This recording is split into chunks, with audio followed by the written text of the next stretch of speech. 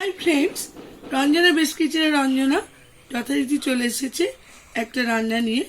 আজ আমি রান্না করতে চলেছি পনির, আলু, মটরশুঁটি দিয়ে দম। আলুর দম তো খাই, আজ আমি পনির, আলু, মটরশুঁটি দিয়ে দম করব। চলো, প্রথমে আমি আলু মটরশুঁটি সেদ্ধ করে রেখেছি আর পনিরগুলো সুন্দর করে পিস করে কেটে রেখেছি। এরপর কড়াতে তেল দিয়ে তেলটা বেশ গরম হয়ে গেছে, আস্তে আস্তে পনিরগুলো তেলের মধ্যে ছেড়ে দেব। তেলে পনিরগুলো দেওয়ার পর আস্তে আস্তে করে সুন্দরভাবে ভাজা হচ্ছে, আর একটু লালচে ভাজা হবে, তখন আমি পনিরগুলো তুলে নেব। আবার নেড়ে চেড়ে দেব, ভালোভাবে নেড়ে চেড়ে সুন্দরভাবে ভাজবো। লালচে হয়ে ভাজা হয়ে এসছে, দেখতেই পাচ্ছ। এবার আমি আস্তে আস্তে তুলে নেব। পনিরগুলো বেশ লাল হয়ে ভাজা হয়েছে। এবার আমি গোটা জিরে ফোড়ন হিসেবে দিয়ে দিলাম। তারপর দেব আমি কটা তেজপাতা, দিয়ে ভালো করে নেড়ে ছেড়ে লাল করে ভেজে নেব। দেখতেই পাচ্ছ লালভাবে ভাজা হয়েছে। এবার আলু আর মটরশুঁটিটা আমি এর মধ্যে দিয়ে দিলাম, দিয়ে ভালোভাবে নেড়ে ছেড়ে এটাকেও ভেজে নেব। এবার আমি আদা বাটা দিয়ে দিলাম,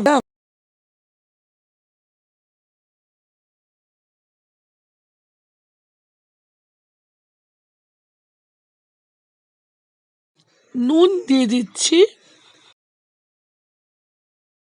হলুদ দিয়ে দিচ্ছি, আমি লাল লঙ্কা গুঁড়ো দিলাম। এবার আমি জিরে গুঁড়ো দিয়ে দিচ্ছি, এবার চিনি দিলাম,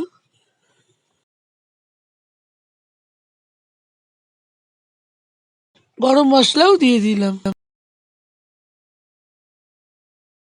একটুখানি আলুর দম মশলাও ছড়িয়ে দিলাম। ভালো করে নাড়িয়ে চাড়িয়ে পুরো সবজিতে মশলাটা মাখিয়ে ভালোভাবে কষিয়ে নেব। দেখছো সুন্দরভাবে কষানো হয়ে গেছে। এবার এতে আমি কিছুটা জল দিয়ে দিলাম। আলুগুলো প্রথমে একটু সেদ্ধ ছিল, সেই জন্য অল্পই জল দিলাম, দিয়ে ভালো করে নেড়ে ছেড়ে দিলাম। এবার আমি চাপা দিয়ে দিলাম। এবার দেখতে পাচ্ছ কি সুন্দর ফুটে উঠেছে। এবার আমি পনিরগুলো তার মধ্যে দিয়ে ভালোভাবে নেড়ে চেড়ে নিচ্ছি। পনিরগুলো ঝোলে যাতে ভালো করে ফুটে ওঠে, সেই জন্য আরেকবার চাপা দিয়ে দিলাম। এর মধ্যে আমি শুকনো খোলায় ভেজে রাখা গরম মশলা গুঁড়ো করে নিই, সেটা আমি এই ঝোলটার উপর ভালো করে ছড়িয়ে দিচ্ছি।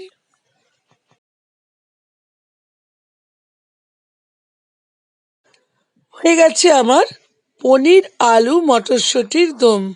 দেখতেই পাচ্ছ কি সুন্দর কালার এসেছে, অপূর্ব। তোমরা ট্রাই করবে কিন্তু। তোমরা দেখতেই পেলে রান্নাটা আমার হয়ে গেল।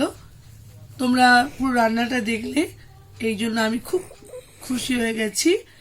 আচ্ছা, তাহলে ভালো লাগলে আমার ভিডিওটা লাইক করো, কমেন্ট করো, শেয়ার করো, আর যারা এখনো পর্যন্ত সাবস্ক্রাইব করোনি প্লিজ সাবস্ক্রাইব করো। আজ এতটাই, নমস্কার।